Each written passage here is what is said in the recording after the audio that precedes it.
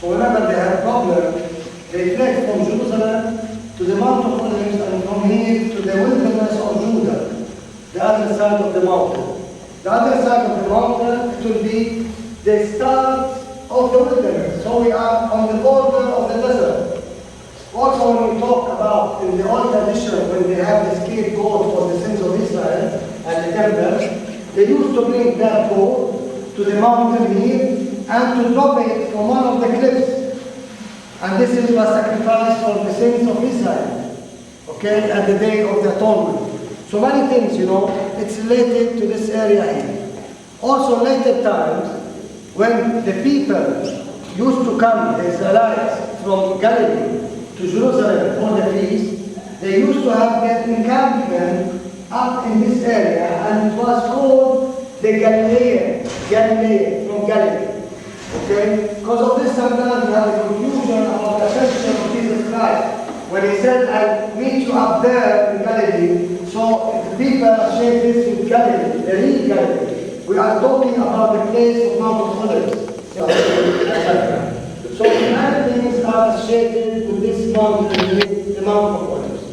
For us, we are staying here because, according to the Acts and to the Gospel, Jesus, after the resurrection, he ascended to heaven from top of Mount of Olives. The place of the ascension, nobody can know the exact spot, okay? It is somewhere in this area. So from early Christian period, they just choose the spot and they build the church because they have the assumption, they believe that from this rock, Jesus ascended to heaven. And they say that you can see a footprint. If you use a lot of fantasy, imagination, you can see one, okay? But this is what is telling you all the facts of the story, okay? So, later period, the place was destroyed by the Persians. So, this course. You remember that? And you remember Matthew 24. And you remember the Acts passage that Jack quoted, ye men of Galilee, why stand ye here gazing upward? This same Jesus who has gone away from you will come back in like manner as you see him now in the clouds of glory. So although buildings and the trappings of change take away some of the spiritual essence of this place, it is still the place where the Galileans gathered, and it is a place where Jesus preached many times. But most importantly, I think for us now, it is the truth that one day Jesus will return. He said that. And that will be a great day. There is coming a day when no heartache shall come, no more clouds in the sky, no more tears within the eye. All is peace forevermore. On that happy open shore, what a day, glorious day that will be. What a day that will be when my Jesus I shall see. When I look upon his face, the one who saved me by his grace, and he takes me by the hand and leads me to the promised land. What a day, glorious day that will be.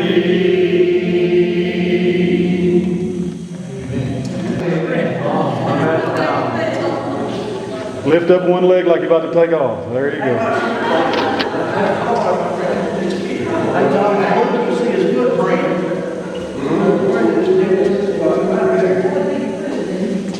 Here, Sandra. Point this at me while I stand on the rock. That's the rock, man. That's the cornerstone. That's it, man. Take off. Do I need a mask? What? Now just point it at me if you can see me in the view screen. Step back a little bit so you can get the rock and me too. If it says RSC, it's just a record. Okay. You're gonna edit that, I'm sure. Like, take some of it out.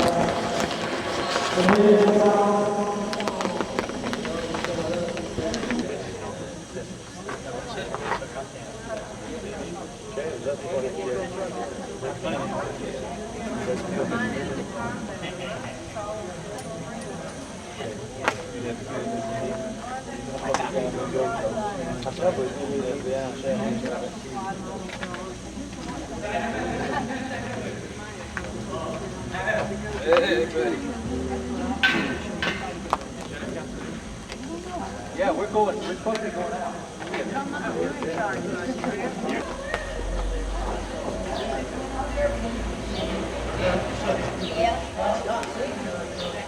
Jack, is there one of those in English? Yeah, there is one in English. It is you have to go all the way inside. Inside that big, to the right hand side inside. All the way inside.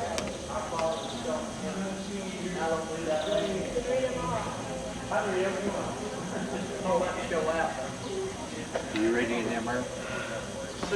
That's where I went. I can hardly read English. I know I can't read that, you know.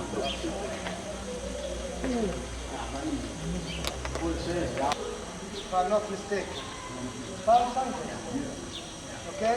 So Palm Sunday, thousands of foreigners will be coming to do the march, as she just did, from a little bit down the hill and to Jerusalem. Okay? So every day he was crossing back and forward and back to Jerusalem. So if this is a good day, you can enjoy nice sitting outside at the open, what we were discussing before, at the place, the encampments of the Galileans. But if it is a bad day, let's say you have bad weather, and you have rain, or it is very hot, you must shelter yourself. So where you go? If you find a nice cave, you go inside and you sit inside the nice cave.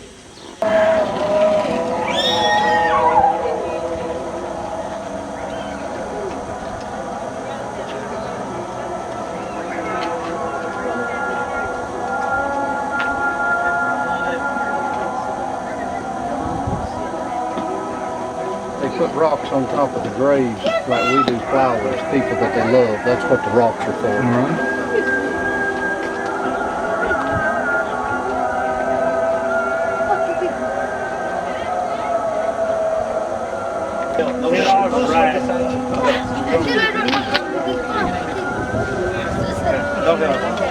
Okay, cheese. This is a good photo op if you want one here. My friends, okay, Jesus. Right, donkey.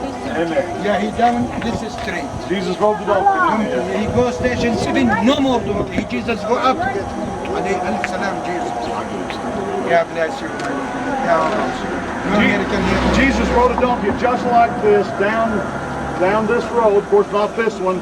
This road, but not with paved road. But he rode a donkey just like this. This is as good of image as you can get of what it would have looked like, you know.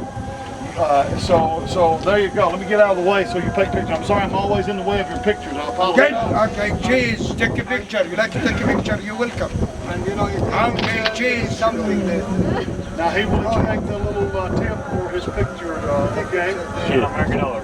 Tomb of Menachem Begin, the one who signed the peace treaty with Egypt, here in this cemetery. And just I want to say 2 things, because I know that you have been many times in the country and you have heard many legends about the stones, why you have stones. So I studied with the rabbi, with the Jewish rabbi, and the only answer why they put a stone, it's that if you don't have time, if you are busy, if you are far away, when there is the celebration, when there is the burial time, you come back later and you just put a stone as a sign of your participation. Like Christians, sometimes you see them throwing some earth or putting some flowers. So you put a stone. Then later, this developed to more than that. Every time you come, every time you put a stone. So it became a tradition later. Also, there is a nice thing, but it is not religious, this one, that I will put a stone on the tomb of my dad. And my son will put a stone on the tomb of mine, and that's of my dad. And then the grandson will put a stone. So it is like a continuity that you will be remembered forever. And the door.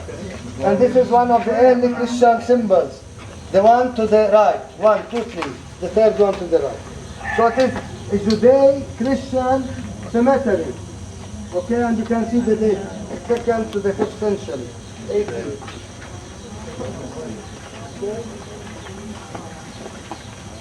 You're not gonna get much until we all go one at a time and move a shadow. Yep.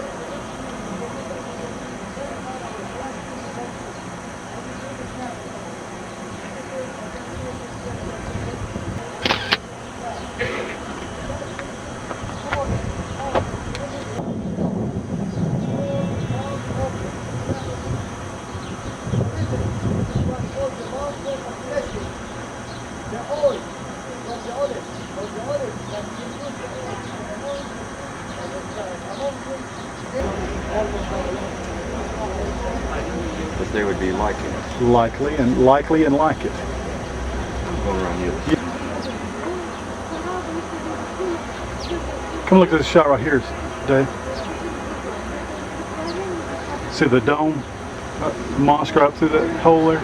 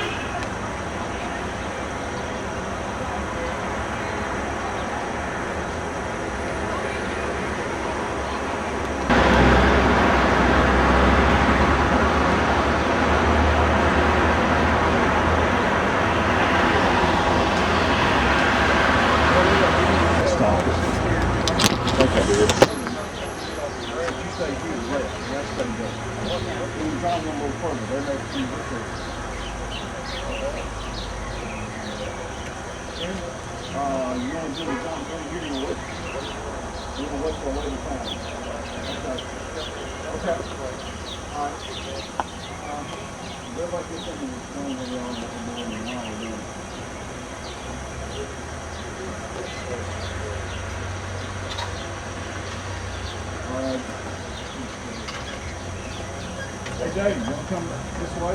Help me.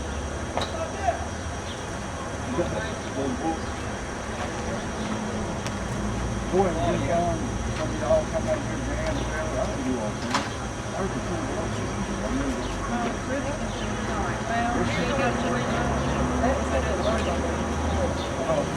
okay, but I'm going to teach you some. Very simple words. I'm going to teach you some very simple words, okay? If you'll just get our bottom here. Tim is going to do a John 3 thing. Not right now because I know you're tired and we don't want to stay here a long time. But just remember where we are and what we're doing. I'm ready to play. Not going to get caught. This is the best secret place to ever do. So the way this thing we had lower, okay? Location. Makes it the perfect place for assignment. So feel like everybody's hide. And whenever this big crowd's here, the city's full, don't just spend the night. Spend many nights.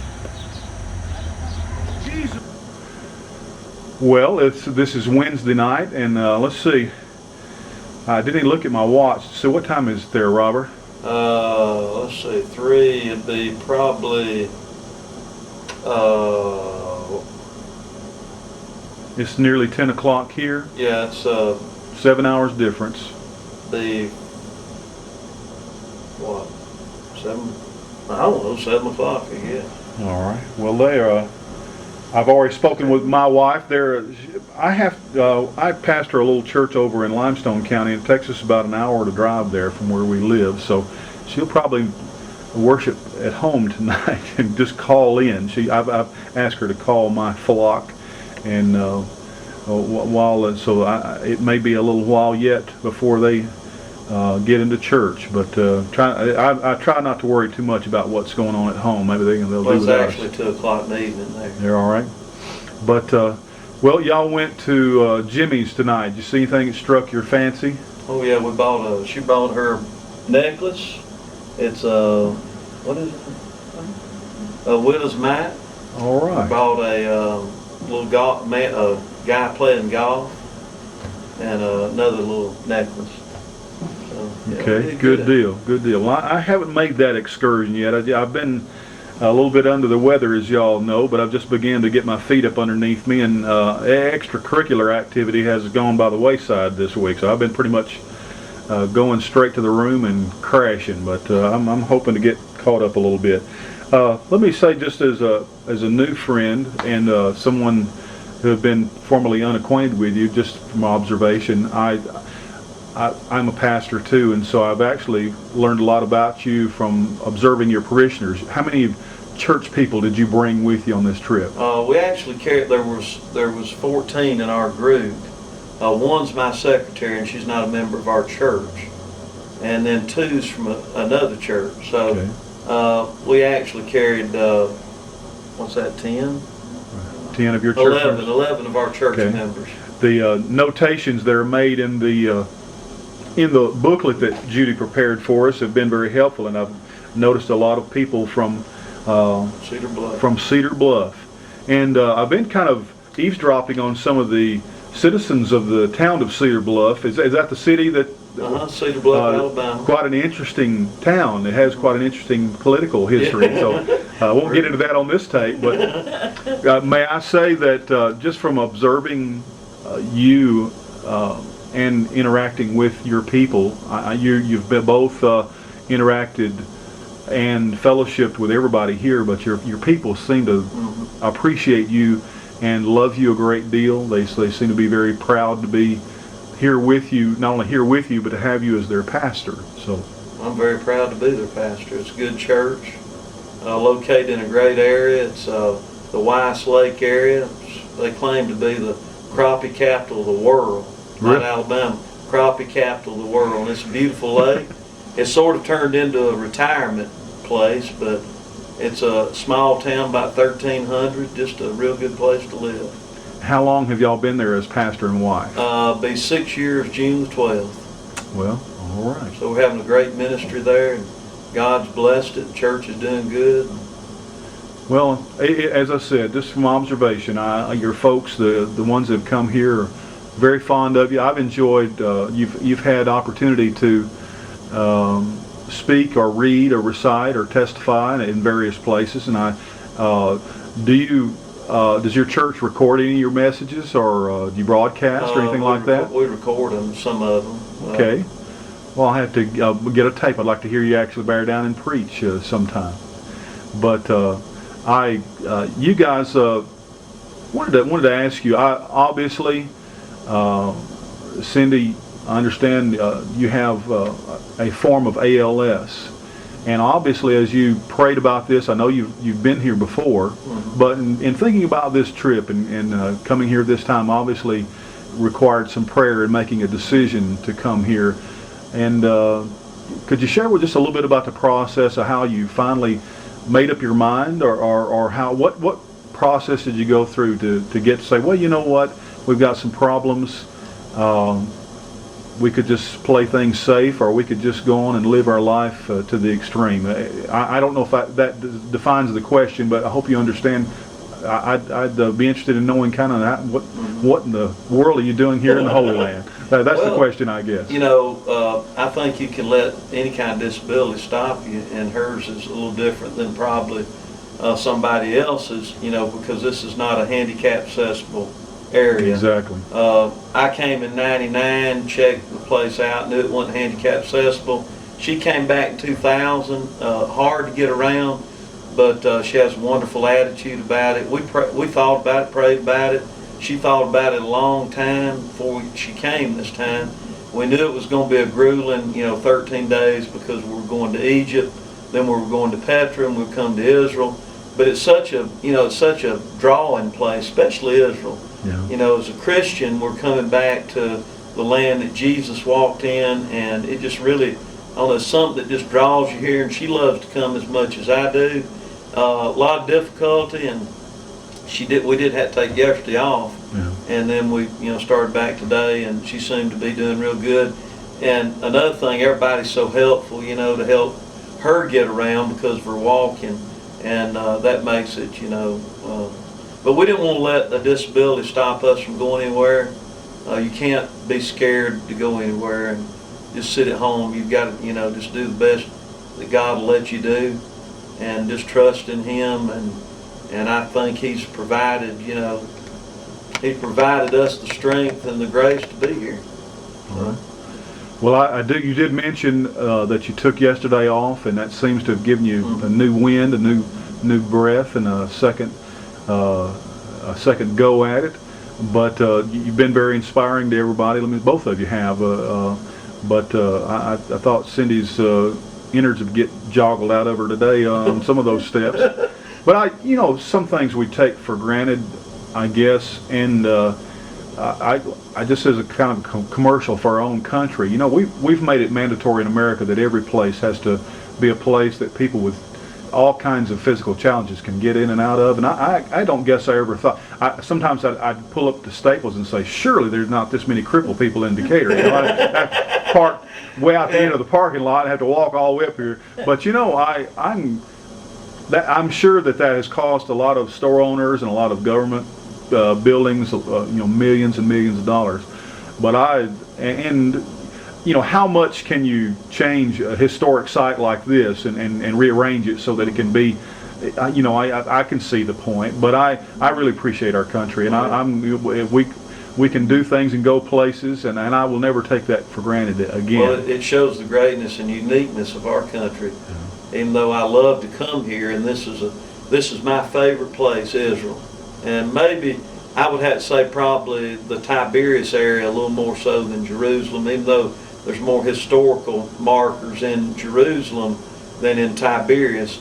But it shows the uniqueness and greatness of our country compared to any other country in the world, because we are handicap accessible, and, it's just different. Well, and mentioning yesterday also, I was going. I didn't know what all you did to rest or recuperate, or if Cindy got to catch up on her soap operas or watch Oprah or anything like that. But any time during this has been a pretty grueling thing for me, and I'm supposedly completely healthy. Anytime when you said that you thought or said or discussed with each other we shouldn't have come, or I wish we hadn't come, have you had any regrets so far? No, it's, we got tired, you know, it's been real tiring. But yesterday she got to rest and most, you know, laid around, slept and all that. And no, you know, it's just a great trip. You build friendship with other Christians, other pastors. This is my 4th time to come with Donnell and Cindy's 3rd time to come with, you know, Donnell and Sandra. And we love it every time. And they're a gracious host, and you know, anybody that can come on a trip here. A lot of folks are worried about safety. I've never felt threatened here. It's a secure country. And then Donnell and the tours that he does, they're tremendous tours, real spiritually uplifting like we had today in the garden. In every place that we've been, it's just it's truly not a vacation. Yeah. It is a spiritual journey. Yeah. And just really a good time. And I would encourage anybody that, you know, could come to come. It will enhance their walk with the Lord. All right. Well, thank you both of you. I appreciate your time, and I wish I could say that I'd give you all a chance to kind of look at this before we put it on the disc, but you're going to pretty much be stuck with my editing. But I appreciate your time tonight, and I know that everybody will enjoy your. You have all the words, but she has the pretty face and the smile. And she's nodded appropriately all throughout, and actually she said as much with her face and gestures as you have with your voice, Robert. So thank you both. Thank you. Well, Now, let's what see. am I looking at? You or that? Look, why don't you just? What I've been doing with everybody else is getting I've been directly behind the camera, but I'm not doing that here. But we've just been having conversations. You've had the distinct pleasure of being my roommate since this journey began. So if you'd like to unburden yourself right now and to say what a jit you think that was from the beginning, well, just go right ahead. I can take it. Well, I think it's been great being your roommate. It was a little bit strange when we first met, not knowing each other, but you know, you being sort of under the weather, sort of looking out for each other, but really and truly it's been a great experience. Got to know new people, and especially you. Well, may I say that, and forgive me, this is a characterization, you're like a world traveler. You have a great sense of humor, and you mix and mingle with all the people well, and everybody that knows you here on the group, and you're an Alpha insurance agent. That just seems like the most boring job in the entire world. So that you don't really fit that profile. So evidently you're more than your occupation. I'm really not an agent. I'm a district manager with Alpha. Which seems to me to be even worse. You're in charge of all the agents, right? Right. But there is a world of insurance. My brother sold insurance for Allstate for many years, but Sure. You're helping people. Obviously, they're still in good hands if they're with you, even though Sure. they're not Allstate. How long have you been doing that job, Marvin? Been with them 26 years as a district manager with Alpha. That seems. How big is your district? Compass, it is 6 counties of Alabama, from Tuscaloosa toward the Mississippi state line. Have 31 agents, 44 secretaries, and 11 adjusters. It works for me. My goodness. 15 offices. Can you run everything from headquarters, or do you do traveling? Do you do a lot of traveling? I travel all over my district. Yeah. So you're a hands-on guy. You don't feel like you can do everything by telephone or by fax and all that. I hire and train and fire, and if I have to. All right. It's been a great experience. Well, is this track you feel led of God to stay on until retirement? Yes, I plan on working another 9 years, if the Lord's willing and my health holds up. What's above district manager? Do you have your sights set on any other kind of corporate, within your corporation, a position that you think that you might ride out in the last part of your days, or you like what you're doing now? I really enjoy what I do. I really enjoy my job. I look forward to going to work every day, and it's a great privilege to get to work with a lot of great folks, and we do help a lot of folks. When the Hurricane Katrina came through, and even Ivan when it went through Gulf Shores, my company was there writing checks the next day, and you know, we can put people's houses back together and we can repair their automobiles.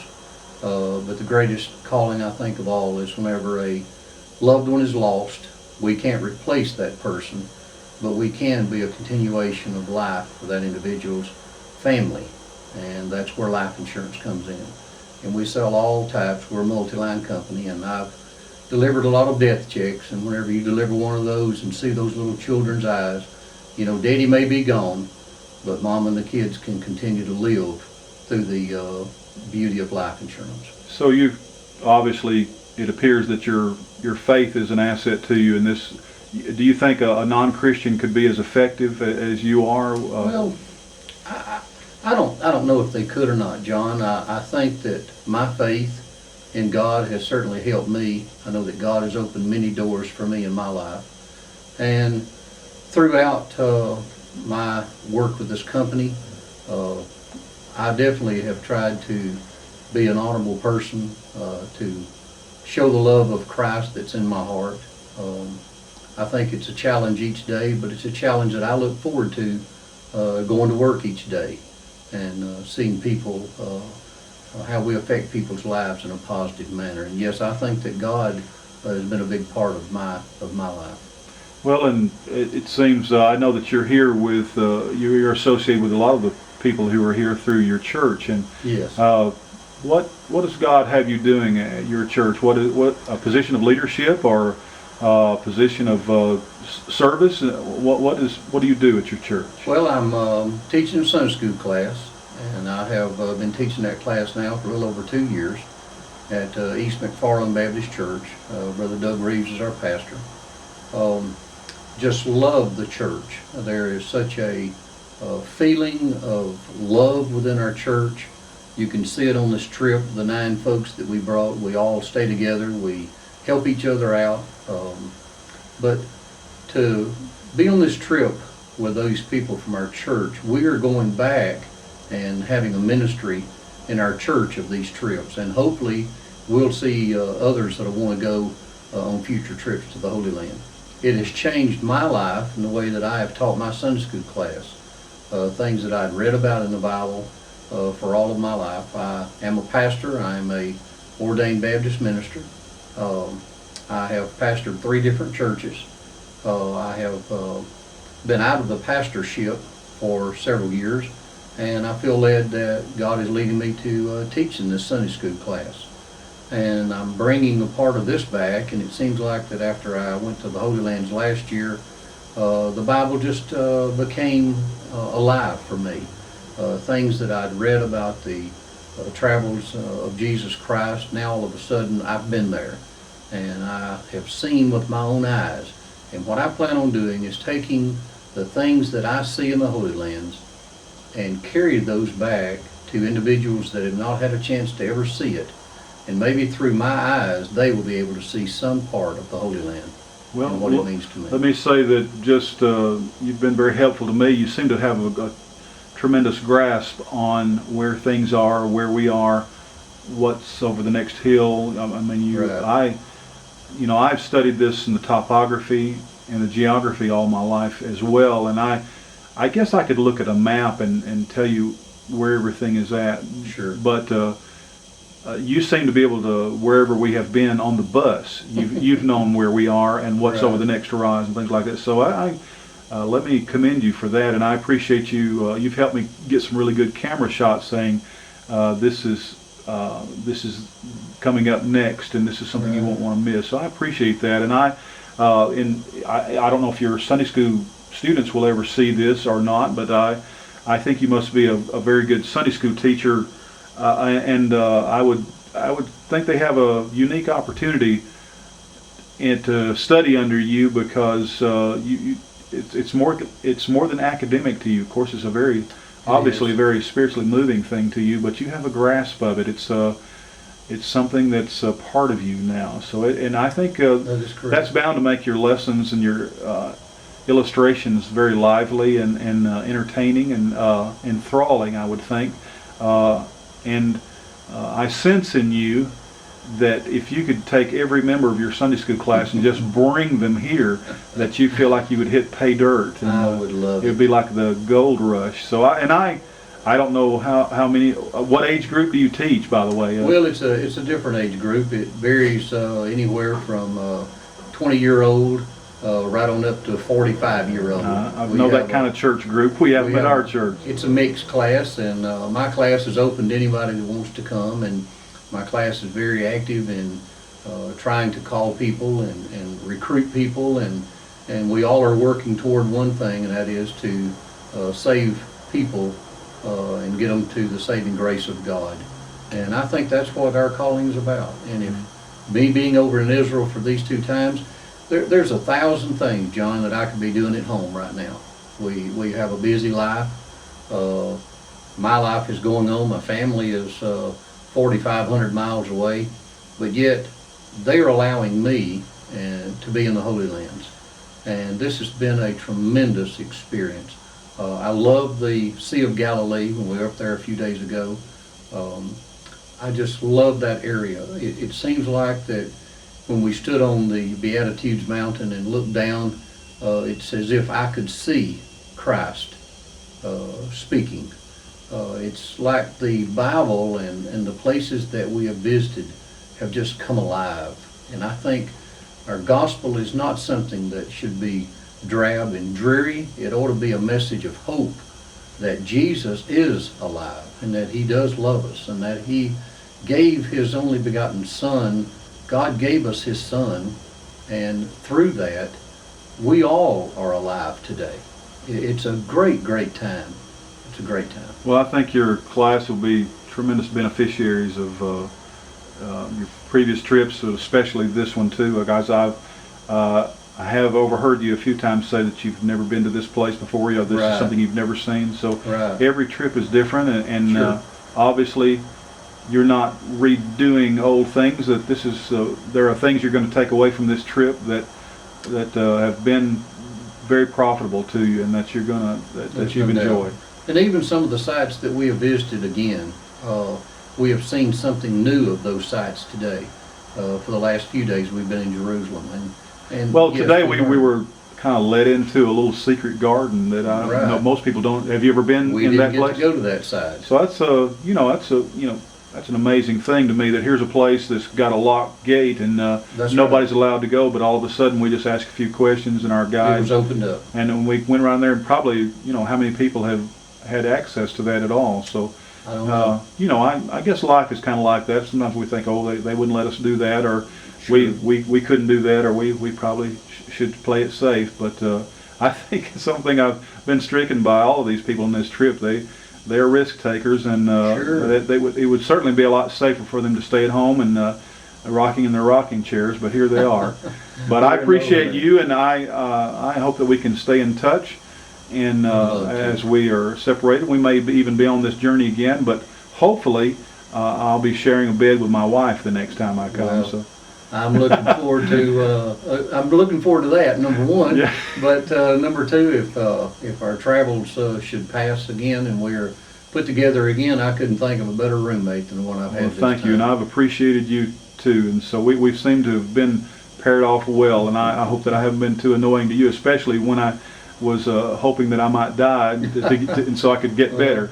We were all concerned about you, and there were a lot of people on this trip praying for you.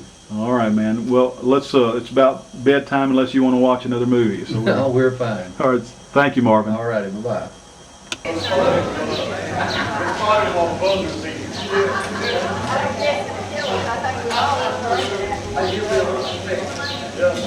Hey, John, Jim's walking. Yeah, he needs to have his head examined. I'm going to get his hat. I told him somebody asked for his computer. The buzzards are definitely going to eat him. He ain't got much to chew on, but that's probably the only thing in his favor. Is he crazy or what? Man, why would anybody walk when they got a ride?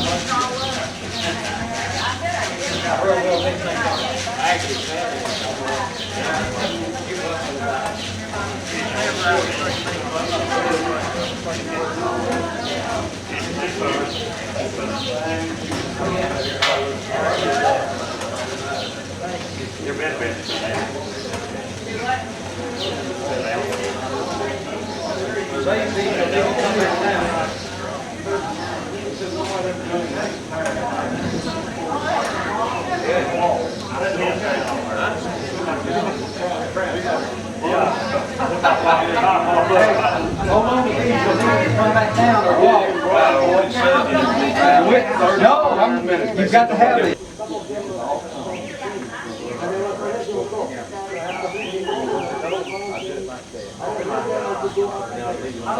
See the green speck coming in there? Well, he's a long ways. I see him. We are going to have very nice views of Masada. It's better than this area. So please follow me. Marvin.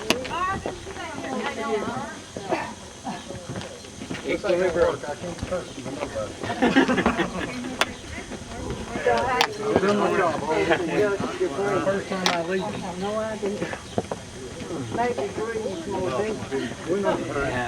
That's the kind of thing. Didn't feel good.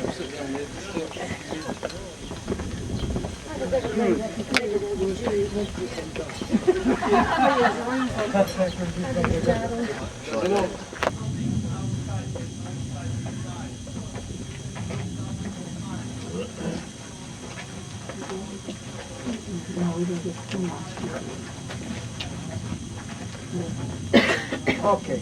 Just I want to draw your attention. Whenever you see this kind of line, the black line, it means whatever beneath it, it's authentic original. Whatever it's up, it's not authentic.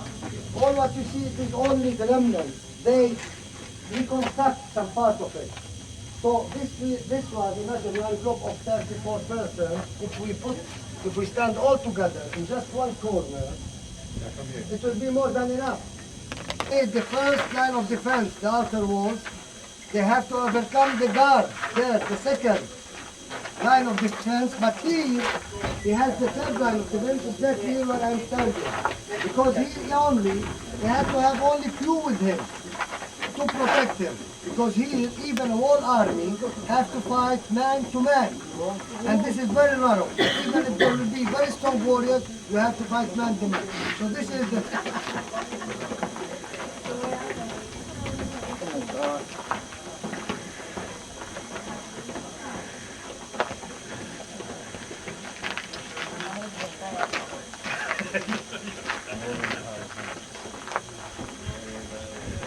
I'm gonna meet Tim as soon as he gets to the top of the crest and say, okay, let's go.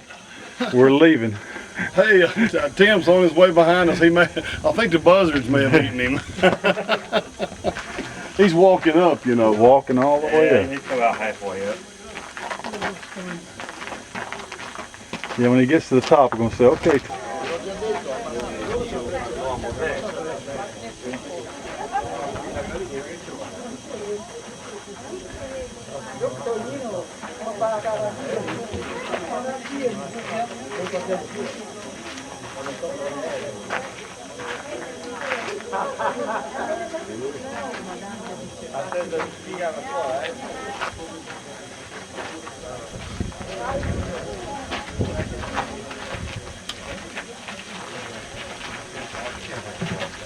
Just kind of hoping for the best. I could use a viewfinder, I guess. Then I'd have to take my shades off and I wouldn't look, be able to see anything at all.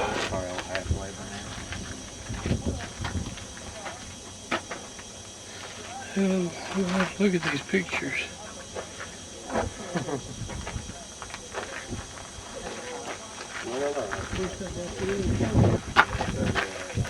would have done it here. And like this, nobody around can see it. It's all well closed, protected. So this is the private court. And just imagine how many slaves they lost their life in this area building all this. Now we are about to finish that stage of Heron, and we are... Oh, right?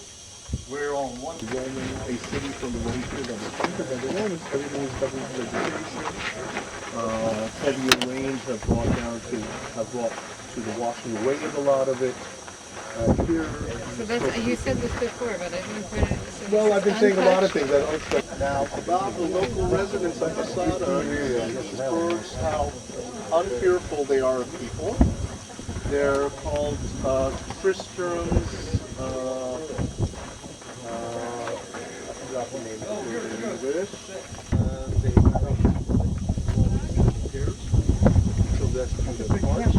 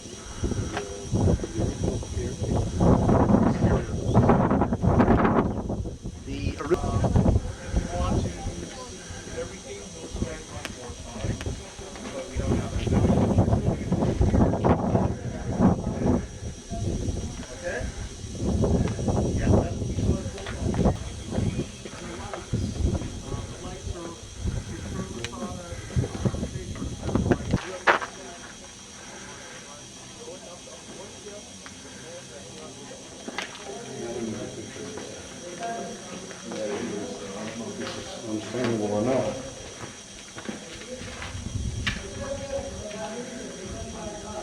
What's that?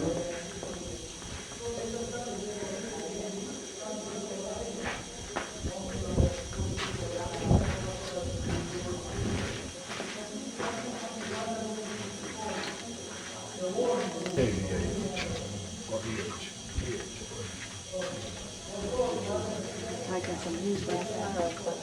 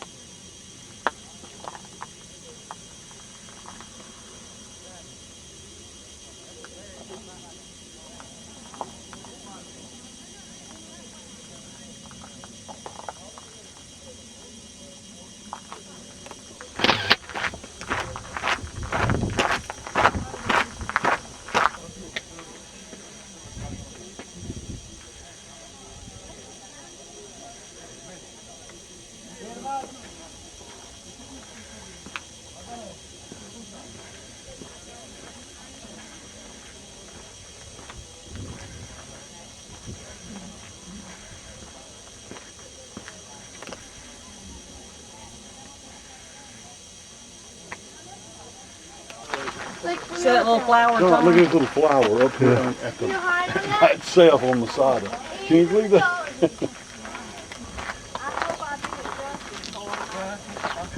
Let's get a picture of Bain. Let me get a picture of y'all. Just trying to figure out this camera.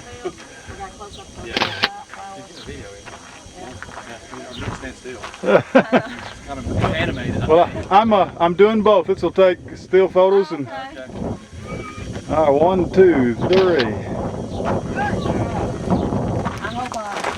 hated I should never eaten a payday for it. Really? Halfway got mobbed.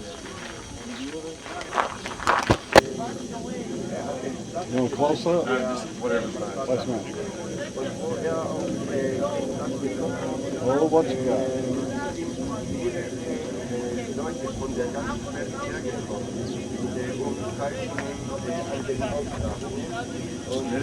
No, this thing's zoomed in. You gotta zoom in. I zoomed it. Well, it's got a button you can That little silver button. Huh? The little silver button. just whatever. Just take it. No, wait a minute. Well, we're sitting on the bus at, I think, the north end of the Dead Sea. And David, how many times have you been to the Holy Land before? My second trip. This is your second trip. What do you feel is different about this time? Is there something that you've seen that you hadn't seen before when you're on your last trip? Well, in my first time to Egypt, I wasn't too impressed by it. I think Israel and Jerusalem, I think are the best parts. Would you go back to Egypt again if you had a chance, or would No, you sir. would you recommend to somebody at least go seeing it maybe one time? No, sir. Really? Okay, so you're not a big fan of Egypt then? Oh, no. Oh, no. All right. What about Petra? Did you enjoy that? Yeah. Had you ever been there before? Once. Okay. I didn't know if it was a part of the original crew or not. It was. All right. What do you got? The rest of the trip here is I don't know if you know exactly everything that we're going to be doing. I understand we're headed to Jericho and then. Dead Sea. Okay. Are you going to swim in the Dead Sea today? No. So you've had plenty of salt water so far. Oh, yeah.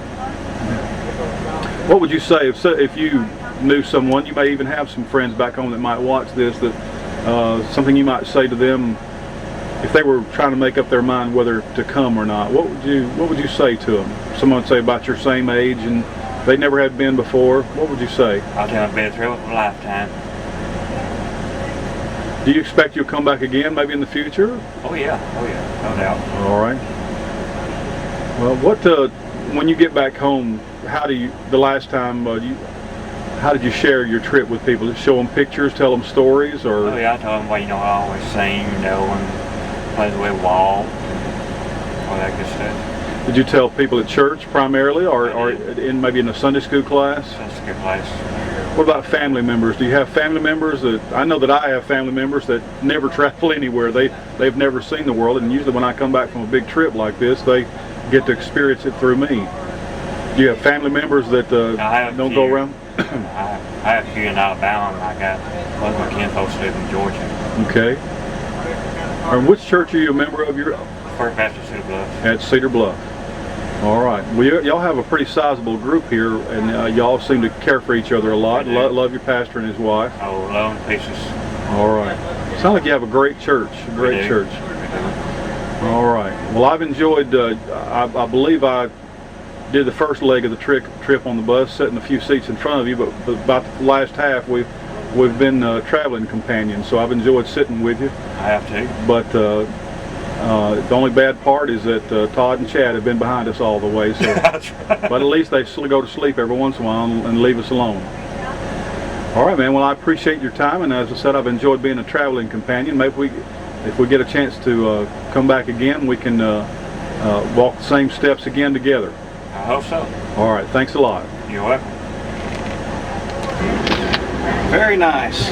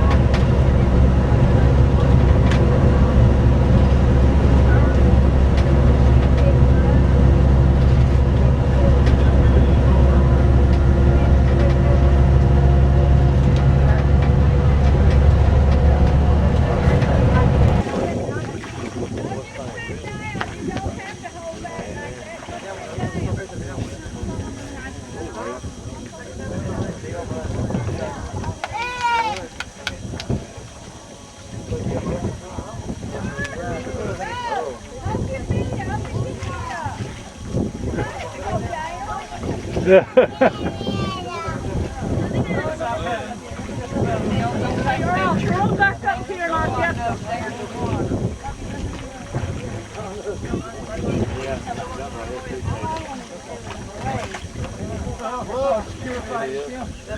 Better than like total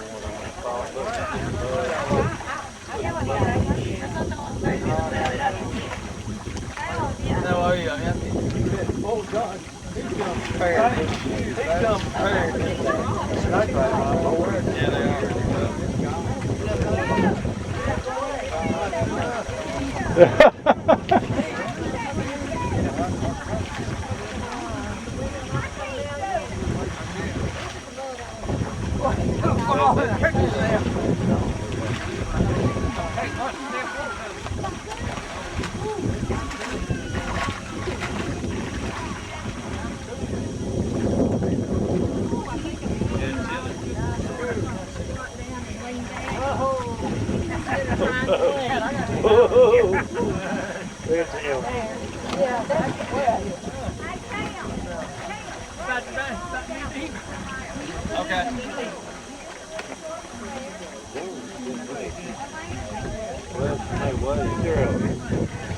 I know you're going that boat. Good sunscreen. Tim,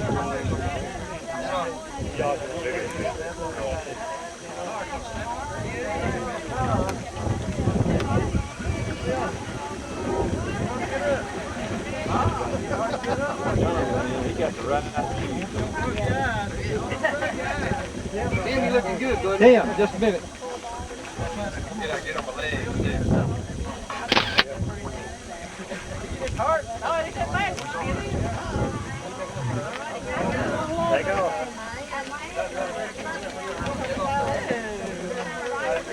One more. I'm leaving my shoes on. Did you take your shoes off, Tim? I did. I don't leave them on. It's kind of rocky.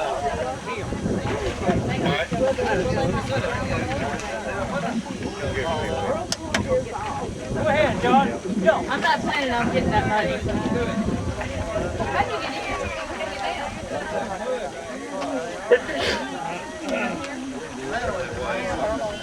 Judy said she wanted the picture.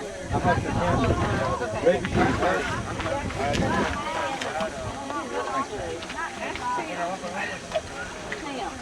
Is it real gluey on the bottom? Yeah, but you want to use your top. This is rocky. I know, but how am I don't want to put my shoes in there? Well, you can put your shoes. If I slip in the mud, I will. Oh, you'll be fine. Once you get that far, you can just stick it up. You'll get used to it. I'm going to see if it'll dry. Easy for you to say you're there. You only want to use floating?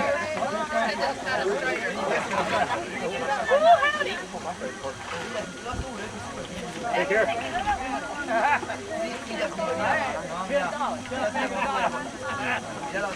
It's very rocky down here. Like Sandra, it's very rocky down here. It's very rocky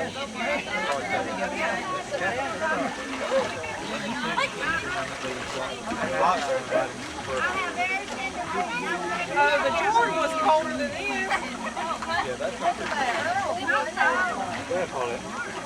Tina, if you want a picture of you floating, you better get out this way. I can't ever get my body down there. Okay, okay. Right back, right back, and slow down.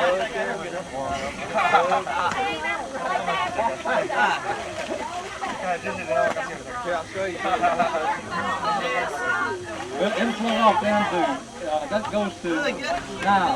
Oh, I'm sorry. Can you reach your arm in? It'll go down into the Nile.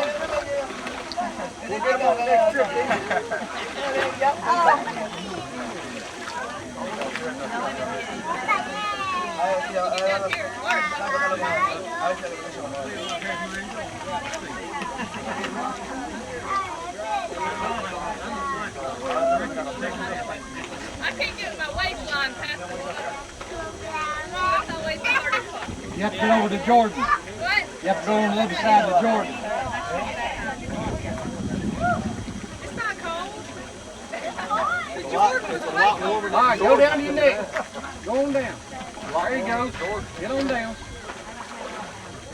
There you go. Look at it. That's a good picture. Can't do it.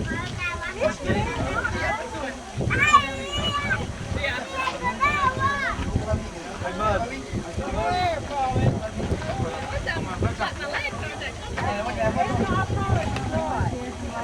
Go, Tina, go. Come on, Tina, you can do it. Yeah, go on down. Here, Kyle. There you go. There you are.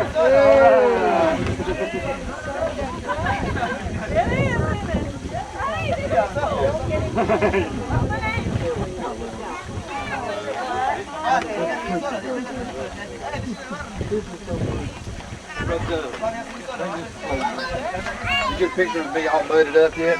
Yeah, no, this is old Rob. Tim, you're showing your true colors now.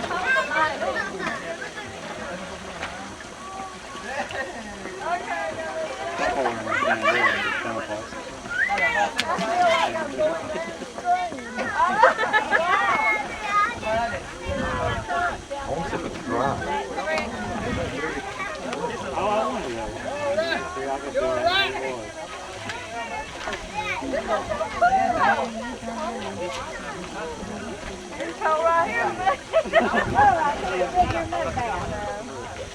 Tina, You gonna wave or what? Hold it.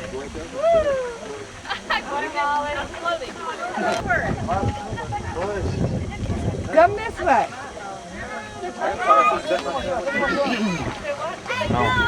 That looks like your shoes. You have to drive for it doesn't work. Thought I'd like to sit and Tim's a trooper. turn front way so you can actually see me. 6,000 camels, look! 6,000 camels! Jericho banana. I'll have a good one, yeah. He wants a smaller one. Where are you going to put it? There it is. There must have been missing. Get over here. Uh-oh.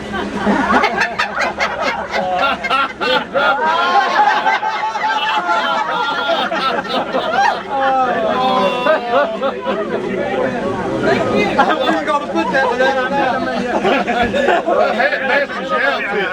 Donnell, if he did that to my wife, I'd kick his butt.